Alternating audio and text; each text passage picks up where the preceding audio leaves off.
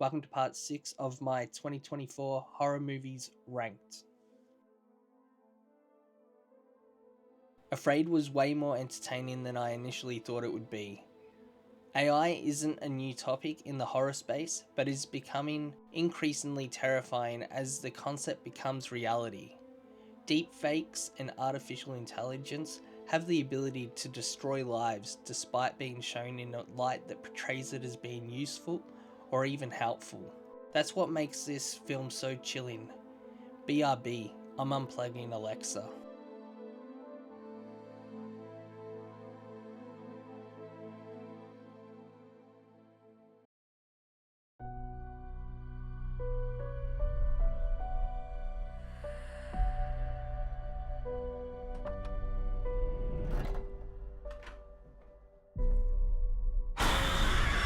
I spent the entirety of Abigail thinking that Dan Stevens was Jamie Kennedy. This was a great popcorn flick, and the comedic elements were on point.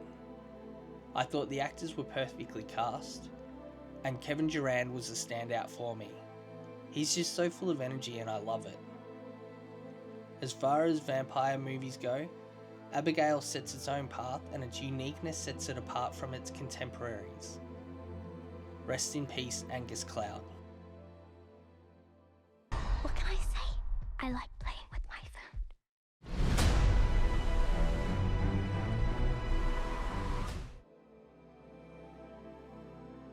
There was some pretty nice camera work throughout The Strangers Chapter 1, and the tone of the movie was pretty cool. That being said, the movie brought nothing new to the table other than the ending. Yet another remake that no one asked for.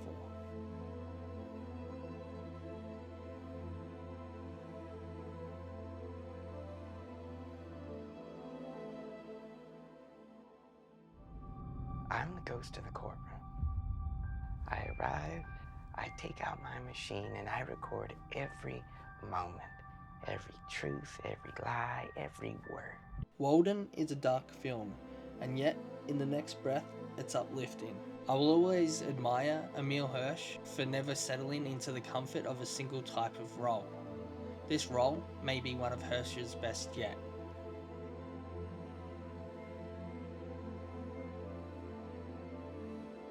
Was this film beautifully shot? Yes. Was this film fucked up? Also yes. Eight Eyes is truly unique while not standing too far apart from the conventional horror stereotypes. This movie will live rent-free inside my head for a long while, I think. More like Serbian Chainsaw Massacre.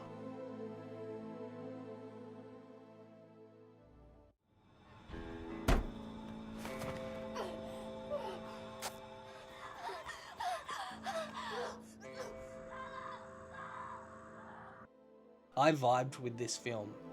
The minimal dialogue set Monster up to be truly haunting. My only nitpick is that it was a little too unbelievable for my liking.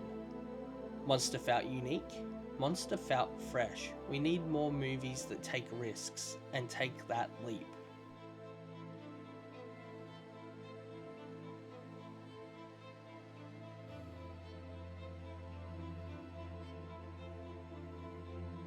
I've read reviews that have stated that Hellboy the Crooked Man is a slight against Guillermo del Toro's Hellboy films. But GDT did not create Hellboy or the BPRD universe, and it is of my opinion that this entry hones in on the horror aspects of the Hellboy franchise more than any of the other films. Sure, it is not as action-packed as the other Hellboy movies, but it is successful in building tension and dread not seen in the previous entries. The stark bleakness helps set up this beautifully shot folk horror. This makes me want to see Robert Eggers direct a Hellboy film. In the crooked things straight.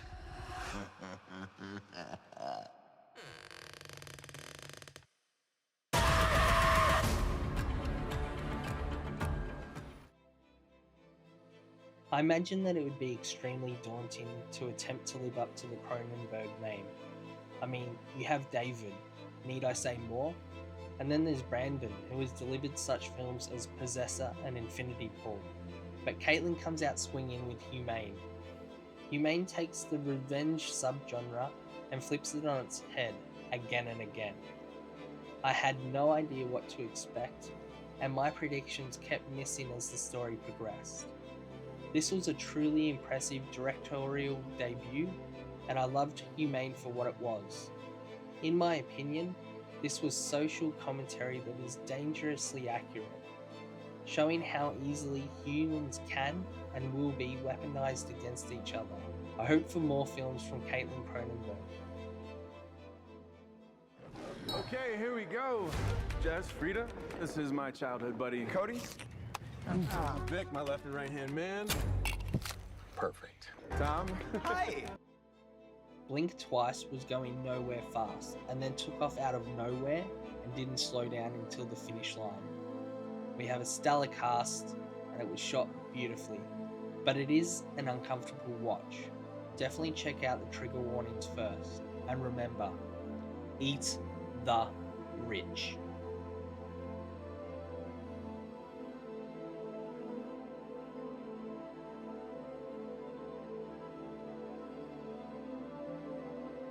Winnie the Pooh, Blood and Honey 2 upped the stakes in every way imaginable. The blood, the gore, and the kills were magnified and turned up to 11. Think of this movie as Pooh Bear's T2 Judgment Day. The characters and the story were fun, making leaps and bounds past its predecessor.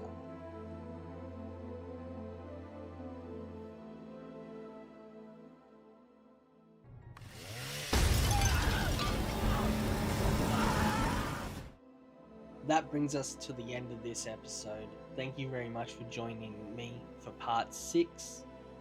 Stay tuned for part 7 coming soon.